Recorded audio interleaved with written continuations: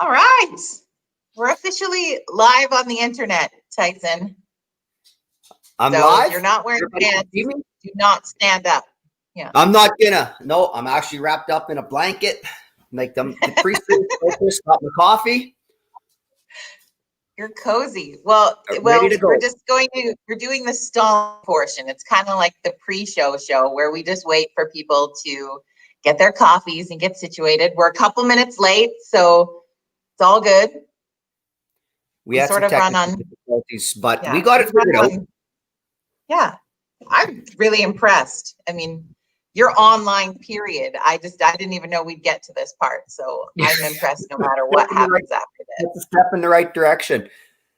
Yeah, no, yeah, I'm learning because we have to in this day and age. But this is I'm actually quite impressed. I got on and we got logged in, and here we are live on the internet. This is kind of cool.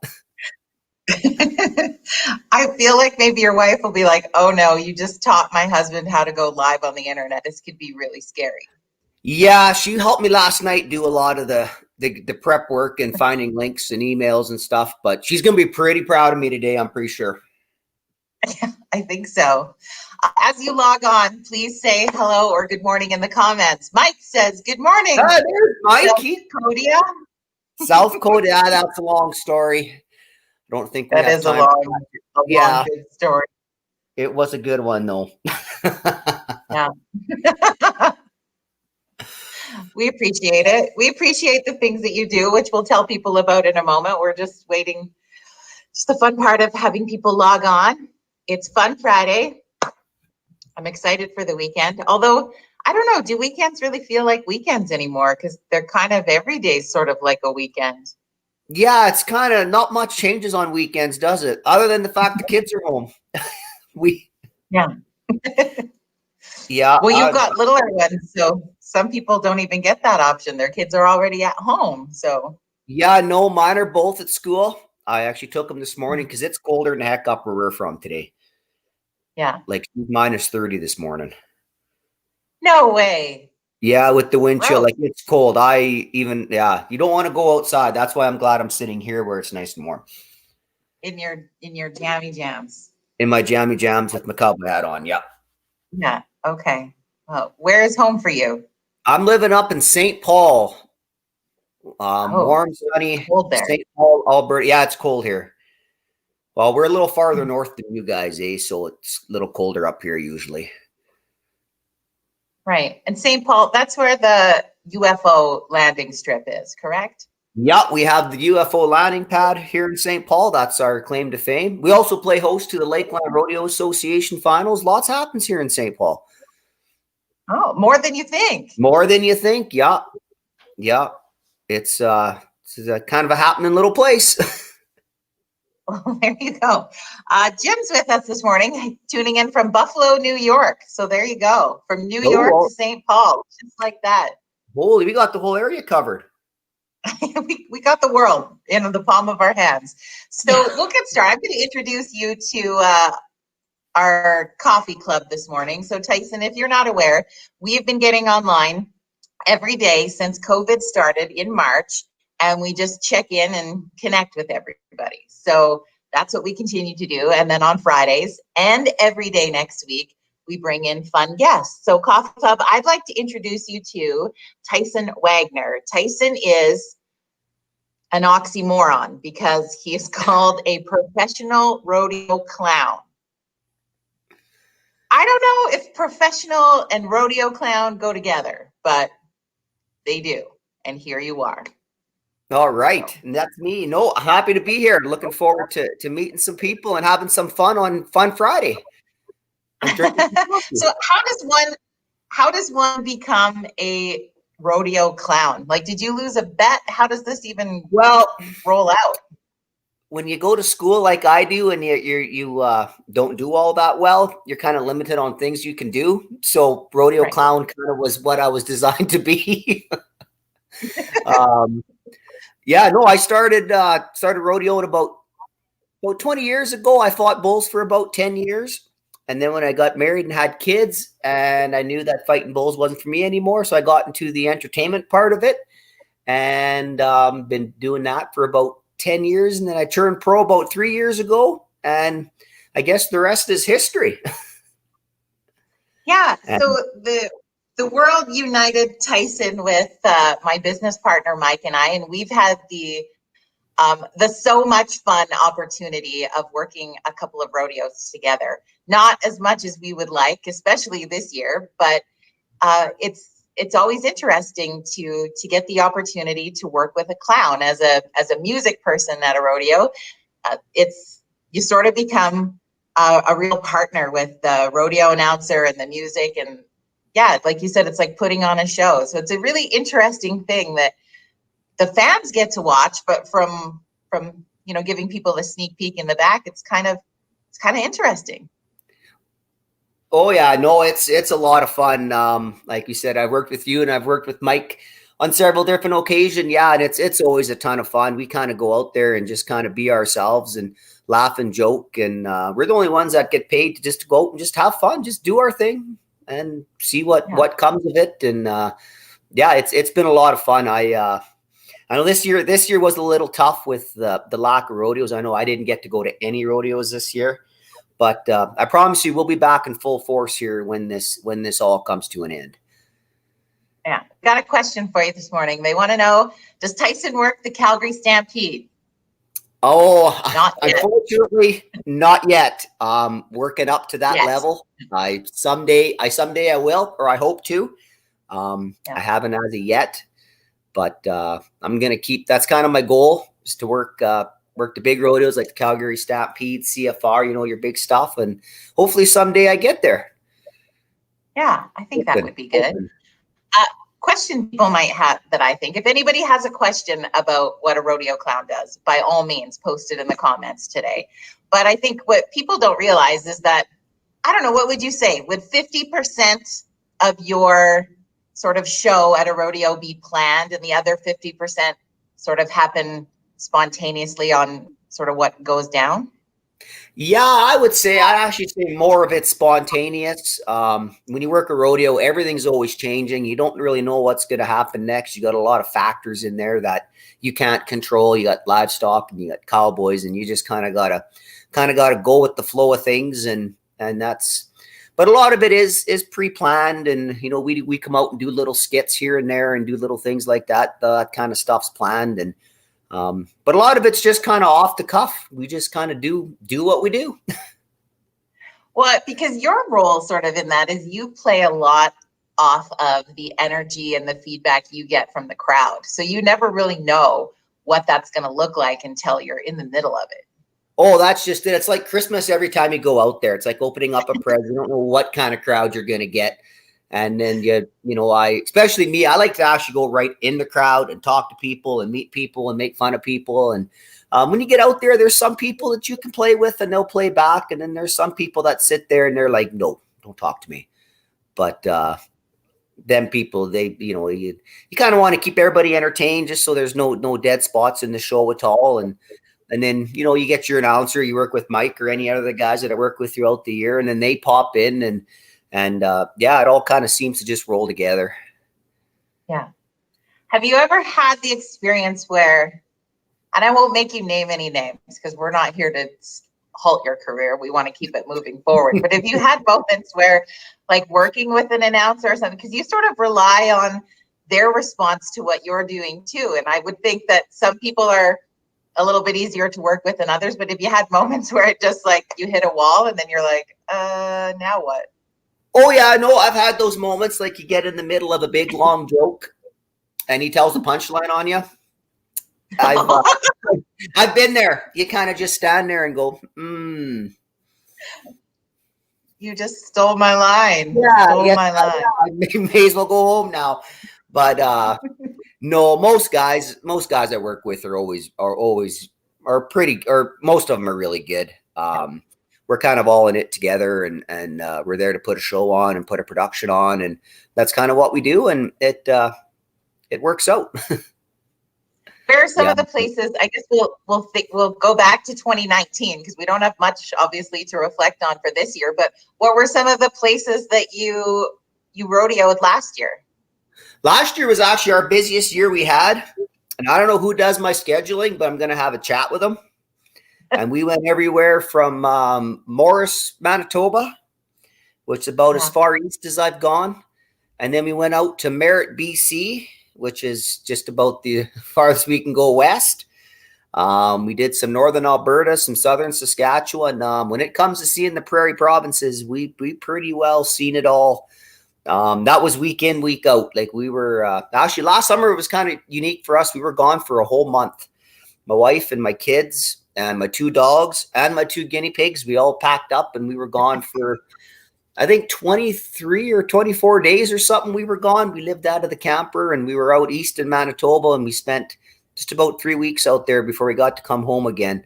So it's kind of a unique lifestyle when you get to pack your wife and your kids and your dogs and your pets and everything and hit the road. Yeah. Road guinea pigs. Sorry. Kelly says, good morning. Welcome, Kelly. Mike's complimenting. I don't know if he's talking about your makeup or mine today.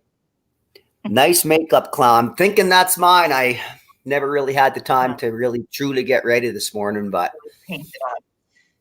He's going maybe to we'll be have to do a show where maybe we'll do another episode where you will teach us how to put on the clown makeup. Hey, we can do that. Yeah. Not too many guys can give you a good lesson on putting makeup on. Yeah. So I feel like that would be a win. That sounds like a good way to kick off January, when we're just really in the middle of this lockdown. We're going to learn how to put on makeup with you. Now that we know you can actually get online. Yeah. Well, now that I got this figured out, we're good now. Yeah. Not going to be a problem. Someone's asking you if you would ever work a rodeo in the U.S. Yes.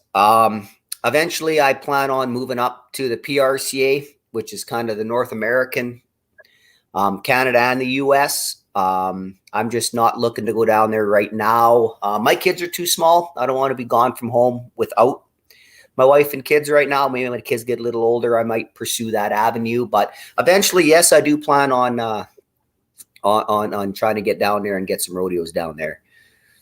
Well, I think the secret behind the scenes fact to that is how would you get to the States if your wife didn't drive you? That is true. Yeah. I'm pretty lucky. I got it. Yeah. And you've met her. She's awesome. Yes. Biggest reason why I bring her along. I should say that's not right because I think she's actually listening right now. So I got to watch how I word this, but be careful. It's almost Christmas. It's almost Christmas. And yeah, she pretty well keeps us on the road. I don't think I'd get to the grocery store if she wasn't with me.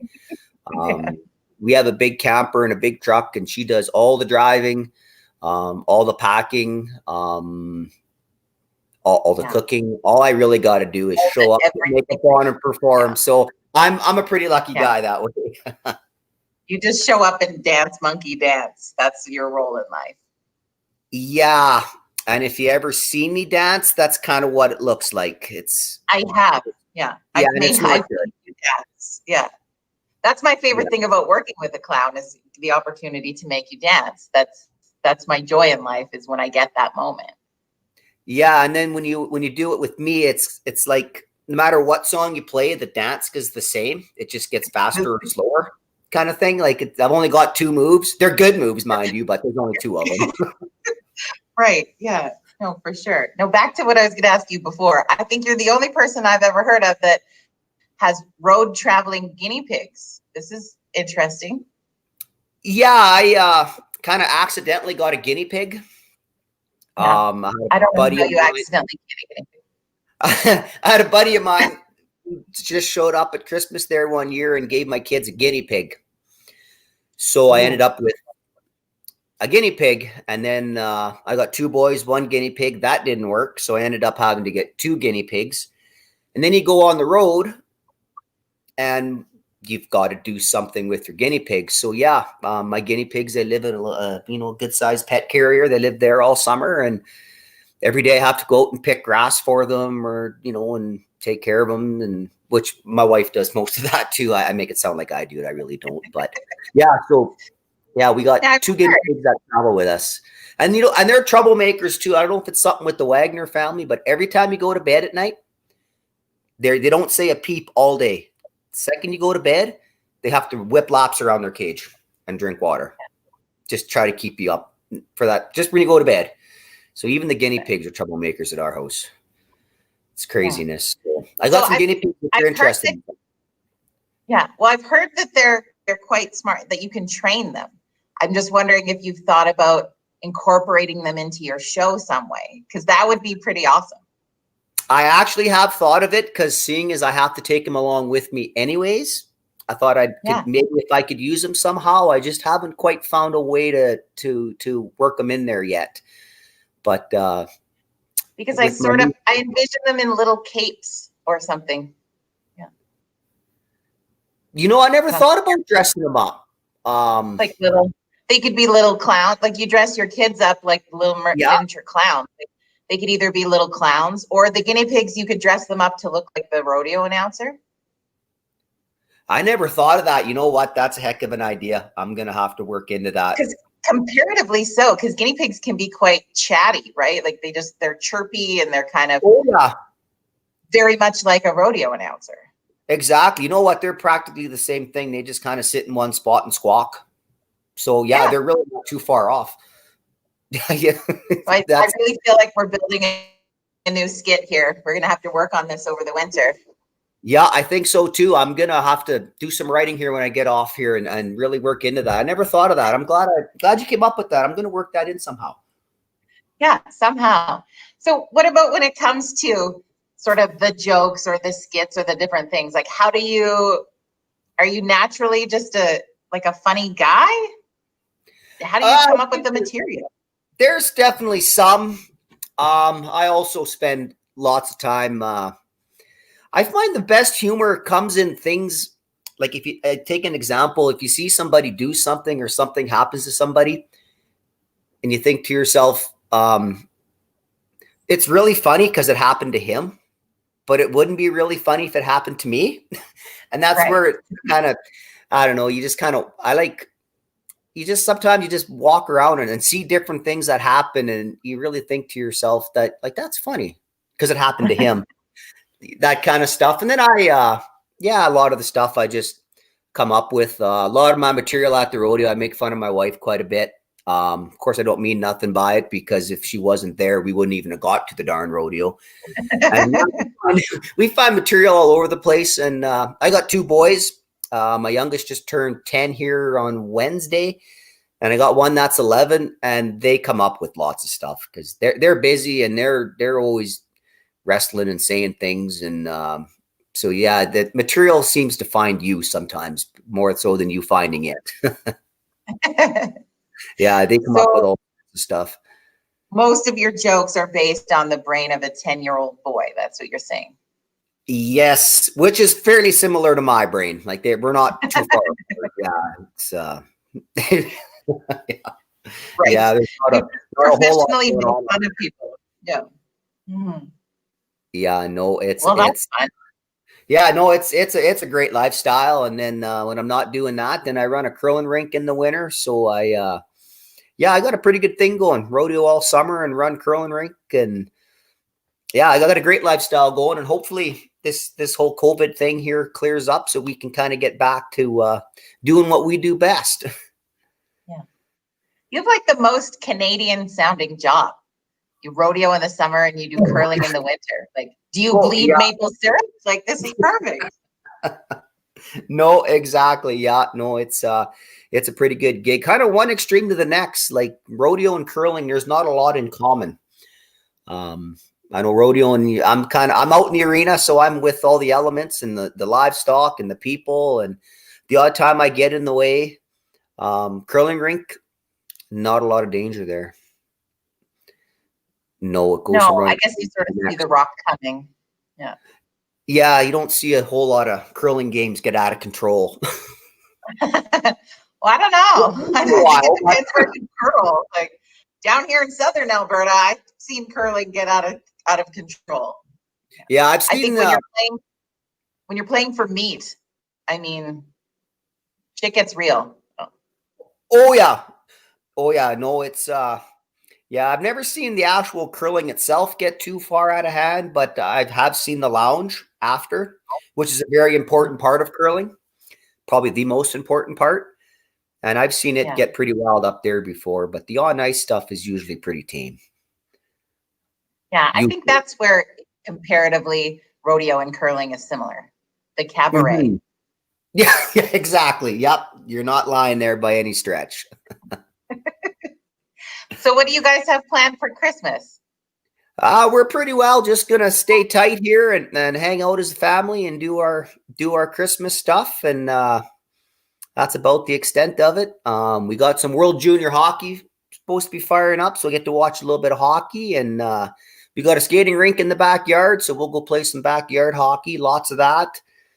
And yeah, that's about all we can do right now, unfortunately, but we're gonna make the best of it.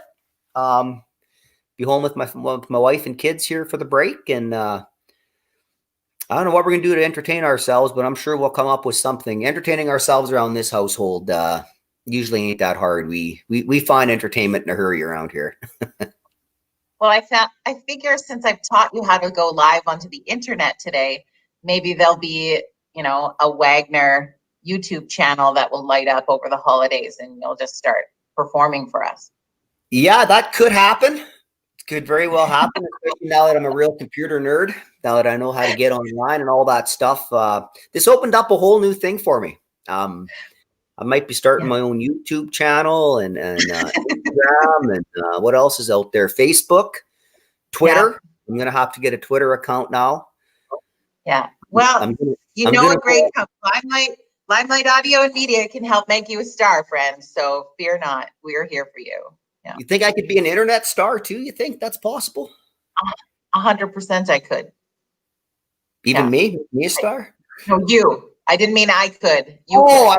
Okay. Now it's all starting to come together now. Yeah. No, I'm not. People watching stupid people do stupid things. You could rock this.